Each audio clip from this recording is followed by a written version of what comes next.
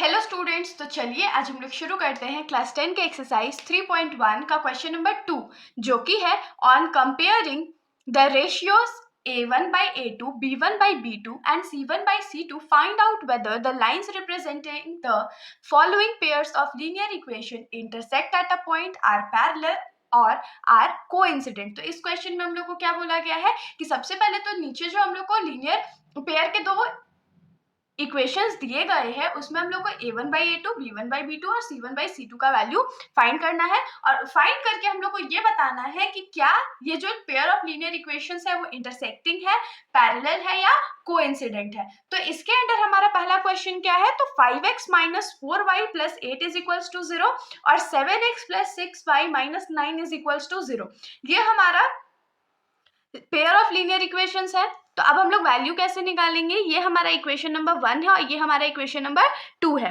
तो यहां लिखेंगे फ्रॉम इक्वेशन 1 में से a1 का वैल्यू क्या होगा, तो 5 होगा, b1 का वैल्यू क्या होगा, तो -4 होगा और c1 का वैल्यू क्या होगा, तो 8 होगा।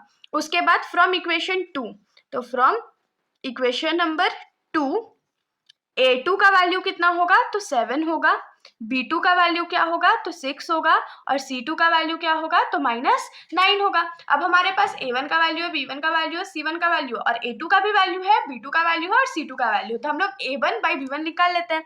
तो हम लोग लिखेंगे a1 by a2 is equals to क्या हो जाएगा, a1 का वैल्यू है 5 और b1 का वैल्यू है 7 और ये तो कटेगा नहीं, सॉरी b1 नहीं, a2 का वैल्यू है 7, ये तो कटने वाला नहीं है। अब b1 by b2, तो b1 का वैल्यू हमारा क्या है, -4 है और b2 का वैल्यू 6 है, तो इसको हम लोग कट कर लेते हैं। तो ये 2 के टेबल में 2 टाइम्स में कटेगा और ये 3 टाइम्स में कटेगा। तो b1 by b2 का वैल्यू क्या हो जाएगा, -2/3 और c1 by c2 का वैल्यू क्या होगा, 8/-9, जिसको हम लोग लिख सकते हैं -8/9।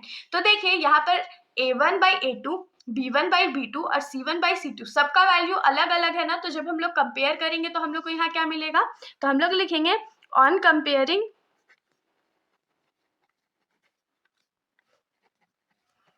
We get a1 by a2 is not equal to b1 by b2। a1 by a2 जो है वो b1 by b2 के बराबर नहीं है। तो यहां से हम लोग को क्या पता चल गया कि hence the pair of linear equations are, hence the pair of linear equations, जब लीनियर इक्वेशन का पेयर है वो क्या हो जाएगा, तो दे इंटरसेक्ट ईच अदर। तो इंटरसेक्ट ईच अदर, जब हमारा a1 by a2 जो है वो b1 by b2 के बराबर नहीं होता है तो जो इक्वेशंस है वो एक दूसरे को इंटरसेक्ट करते हैं। अब हम लोग आ जाते हैं इस क्वेश्चन के सेकेंड पार्ट पर। तो इस क्वेश्चन का सेकेंड पार्ट है 9x plus 3y plus 12 is equals to 0 और 18x plus 6y plus 24 is equals to 0। ये हमारा इक्वेशन नंबर 1 है, ये हमारा इक्वेशन नंबर 2 है। तो यहाँ पर a1, b1 और c1 का वैल्यू निकाल लेते हैं। तो from equation number 1, equation number 1 से a1 का वैल्यू क्या होगा, 9 होगा, b1 का वैल्यू 3 होगा और c1 का वैल्यू 12 होगा। और वहीं पर इक्वेशन नंबर 2 से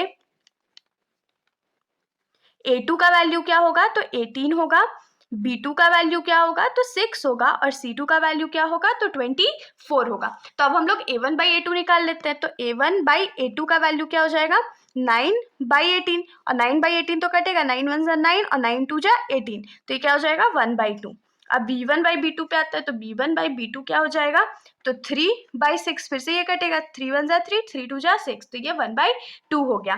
और c1 by c2 का वैल्यू निकाल लेते हैं। तो ये क्या होगा, 12/24, जिसको हम लोग कट कर लेंगे तो 1/2 आएगा। तो c1 by c2 क्या हो गया, 1/2 आ गया। तो यहाँ पर हम लोग को क्या मिल गया कि a1 by a2, b1 by b2 और c1 by c2 तीनों का वैल्यू इक्वल है। तो जब तीनों वैल्यू हमारा इक्वल होता है तो ये क्या हो जाता है, हम लोग का लाइन को इंसिडेंट हो जाता है। क्या होता है, तो को इंसिडेंट हो जाता है। तो हम लोग लिखेंगे on comparing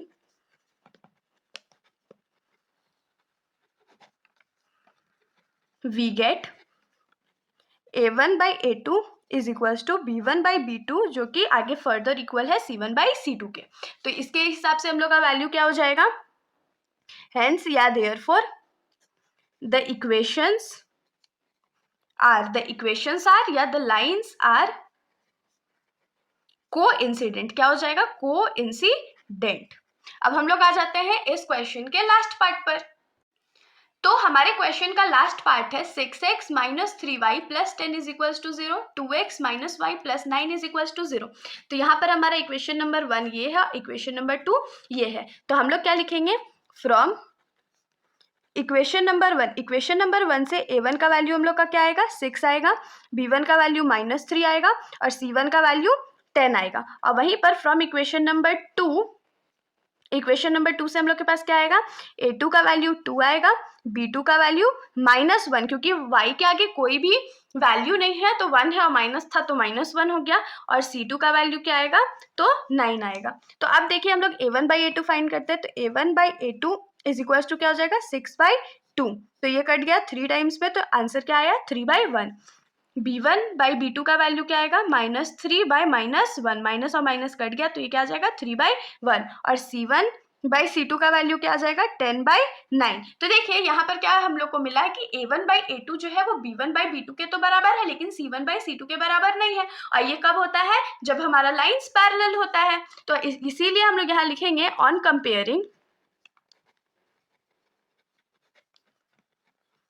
we get a1/a2 is equals to b1/b2 but is not equal to c1/c2।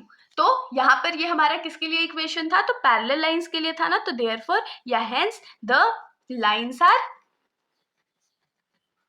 Parallel. Hope so आप लोगों को सॉल्यूशन समझ में आया होगा। अगर आप लोगों को वीडियो अच्छी लगी तो वीडियो को लाइक कर दीजिएगा और मेरे चैनल को बिना सब्सक्राइब किए कहीं मत जाइएगा। Thank you.